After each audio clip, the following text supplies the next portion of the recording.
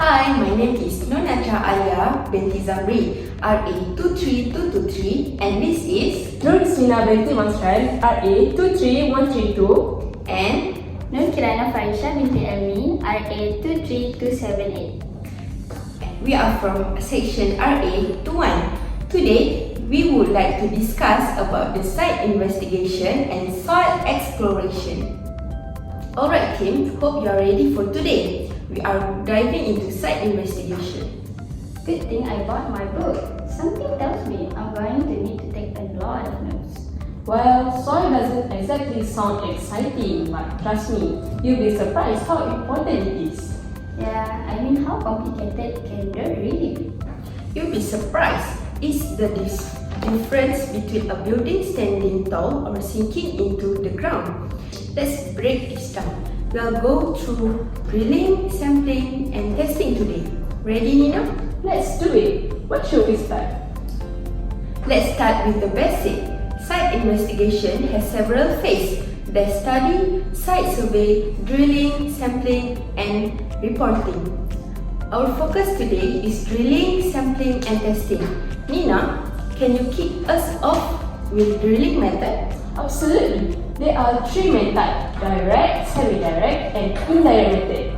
The direct method involves physical digging, like with trench or test pits. It gives an immediate look at the soil layers and it's great for collecting undisturbed samples, but it's limited to about 5 meter depth and works best in cohesive soil above the water table. That makes sense. Direct methods are probably best when you need a quick visual of the soil.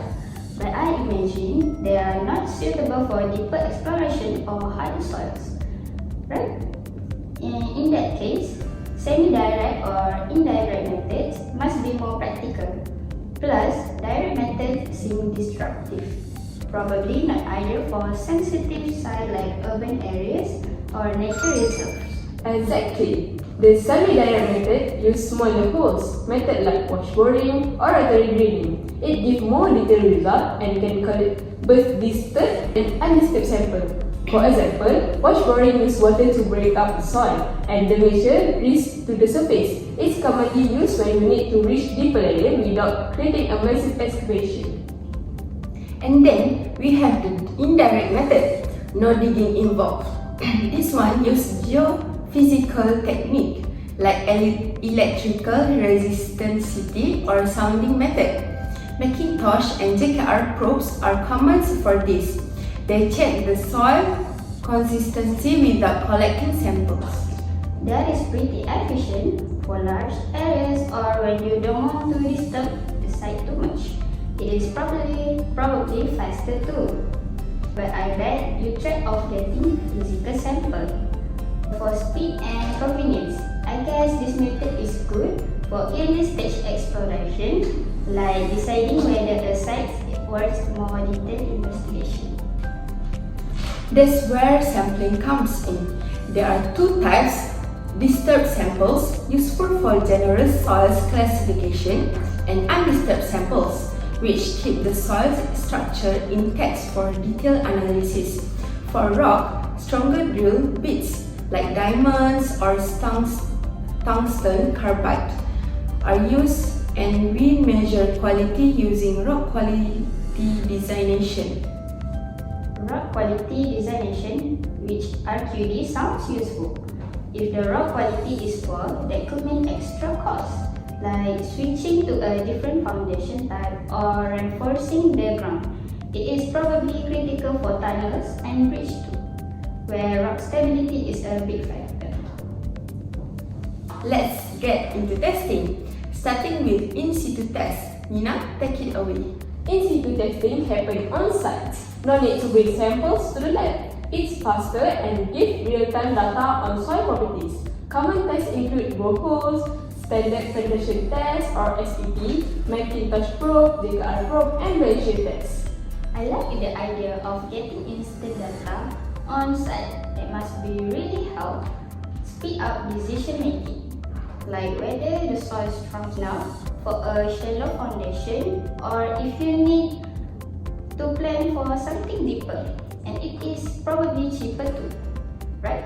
A few samples to transport and test in the lab. The SPT is a dive test where a hammer drives a split spoon sample into the ground. It measures the number of blows needed to penetrate 300 mm of soil. This gives us the NSPT value, which helps determine the soil strength.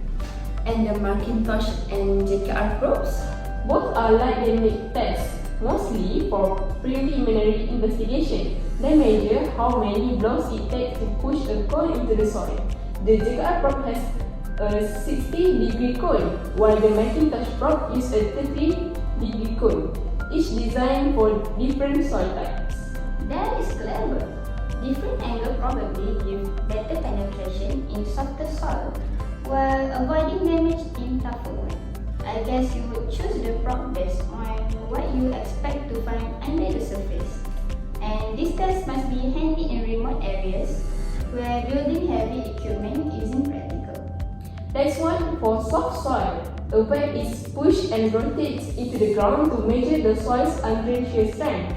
It is important for stability analysis.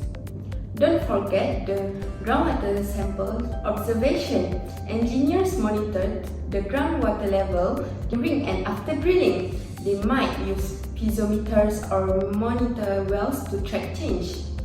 Groundwater must be a game changer to hide any risk instability or water seeping into excavations. Too low on the ground might settle over time.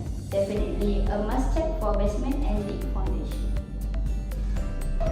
Next up, the laboratory testing. Nina, what happened in the lab? Lab tests are more controlled and precise.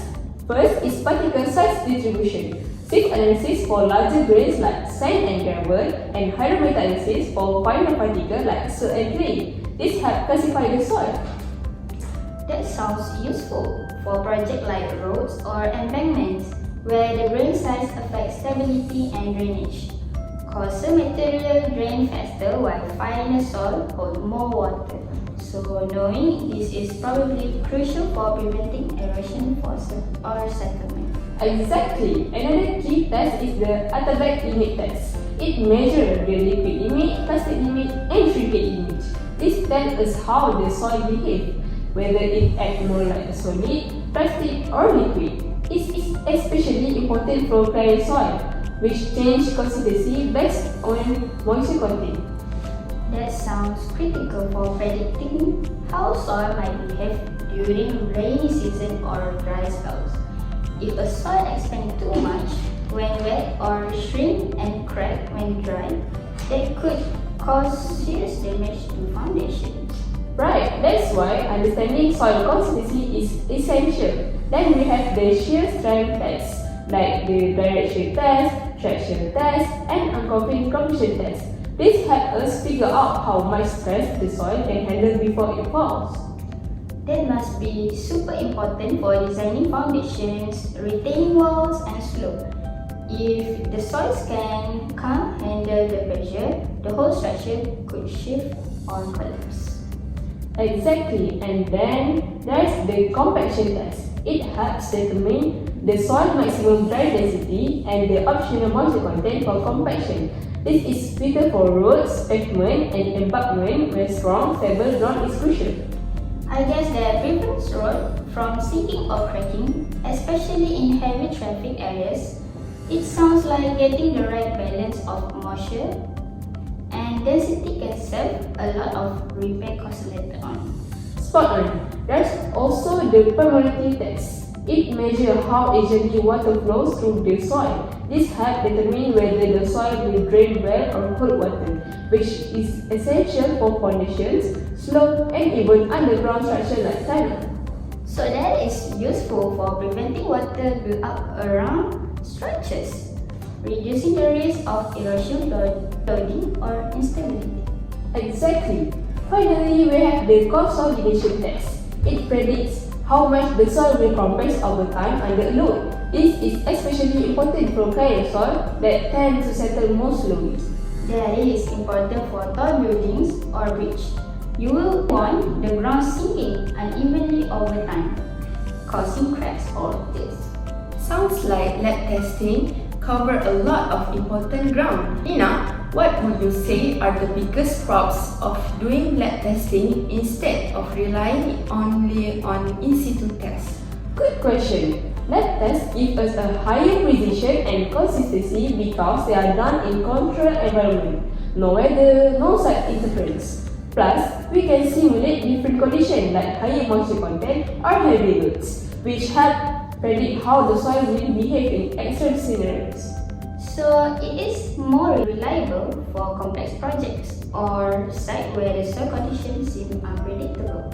Exactly, and one more thing, lab tests can give us a better understanding of soil chemistry, like pH level or organic content, which might affect material strength or corrosion risk for underground structure. That's a strong case for lab testing. Sounds like extra time or effort will pay off for ensuring safety and durability. Let's move on to wrap things up. So, to sum it all up, in-situ tests give a quick, on-site data, while lab testing offers detailed, accurate results.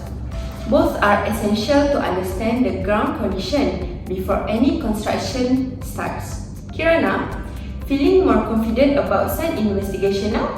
Definitely, I didn't realize how many steps and methods go into understanding the soil beneath a site. It is way more than just digging holes. It is like being a detective but for dirt. It is clear that without proper investigation, we are basically building on unknown ground and there is a huge risk. Exactly. Poor site investigation can lead to design failures, foundation issues, unexpected costs, and even unsafe structures.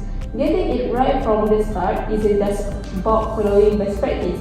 It's about ensuring the project safety, durability, and success. Well said, it's like a change. Every step from drilling and sampling to testing and reporting builds the foundation for a safe, reliable design. Skipping any part could weaken the whole structure. And honestly, good site investigation doesn't just prevent problems, it helps engineers to come with a better and more cost-effective solution too. Yeah, I see that now. It is not just about avoiding failure, it is about setting the project up for success from the ground up, literally. Exactly. Alright team, let's wrap it up today. Great job. I think we're all ready to tackle site investigation with confidence now. That's all.